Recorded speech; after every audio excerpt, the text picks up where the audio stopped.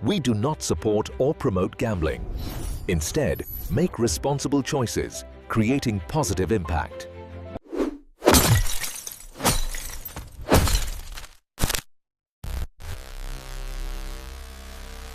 तो बड़ा सवाल ये है, क्या सिर्फ एक खिलाड़ी पर 27 करोड़ रुपए खर्च करके कोई टीम आईपीएल चैंपियन बन सकती है? 2026 सीजन के लिए लखनऊ सुपर जायंट्स ने ठीक यही दाव खेला है। तो चलिए आज हम इसी हाई रिस्क स्ट्रेटेजी का पूरा विश्लेषण करते हैं और देखते हैं कि ये जुआ उन्हें जीत दिलाएगा या फिर ले डूबेगा।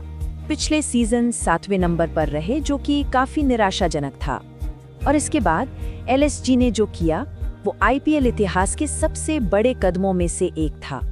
उन्होंने ऋषभ पंत को एक रिकॉर्ड तोड़ कीमत पर साइन किया, और जैसा कि फाफ डू प्लेसिस ने खुद कहा, इस एक फैसले ने उनके नए कप्तान पर जबरदस्त दबाव डाल दिया है और पूरी फ्रेंचाइजी को एक नए सिरे से खड़ा कर दिया है।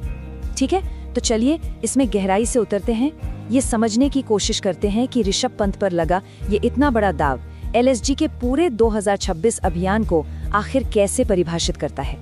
चलिए अब इस दाव के पॉजिटिव साइड को देखते हैं। हर टीम की तरह एलएसजी के पास भी अपनी कुछ कमाल की ताकतें हैं और कुछ बड़े मौके भी, और यही है उनका चैंपियनशिप जीतने का ब्लूप्रिंट। देखते हैं कि ये है क्या।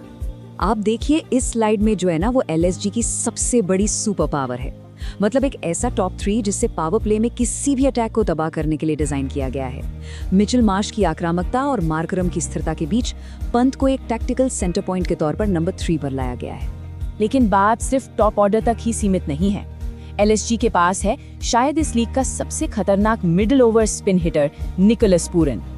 और ये चार्ट ये साफ साफ दिखाता है कि पूरन कितने स्पेशल हैं। 40 छक्के, सोचिए 2025 में मिडिल ओवर्स में।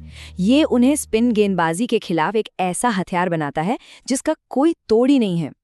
एलएसजी के लिए एक और बहुत बड़ा मौका उनकी स्काउटिंग में छिपा है।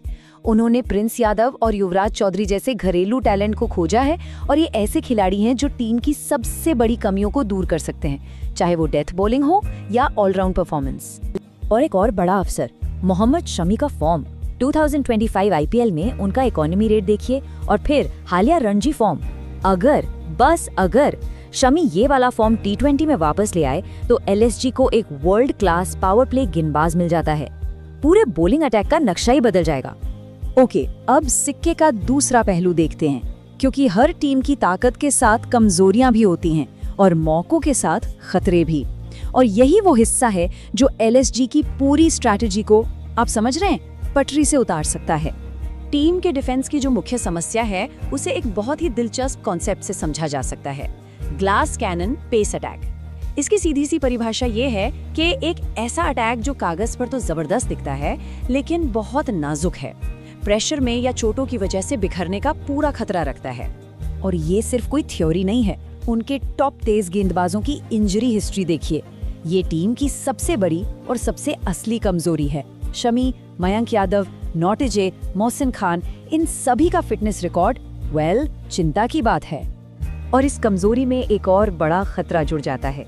अगर उनके प्रमुख स्पिनर वानिंदु हसरंगा चोटिल हो जाते हैं, अगर वो बाहर हुए तो उनका स्पिन अटैक एकदम वन डायमेंशनल और प्रिडिक्टेबल हो जाएगा। कोई भी टीम उसे आसानी से टारगेट कर सकती है। तो इन सारी ताकतों, कमजोरियों, मौकों और खतरों को देखने के बाद आखिर एलएसजी के 2026 सीजन पर फाइनल वर्डिक्ट क्या है? जो विश्लेषण है वो एक मिड टेबल फिनिश की तरफ इशारा कर रहा है।